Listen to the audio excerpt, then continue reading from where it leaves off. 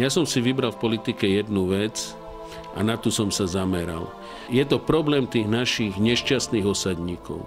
A myslím si, že je to taká vážna vec, že nepotrebujem ďalšie ciele. Tiež som si povedal, že budem tak pracovať, aby som nemal žiaden škandál, aby mi nemohol nikto nič vyčítať a aby ma nikto nezatiahol do žiadnej kauzy. A to sa mi zatiaľ darí. A keď skončím s politikou, tak, že niekto povie, že kus roboty som urobil s tými našimi osadami, tak budem totálne sám so sebou spokojný.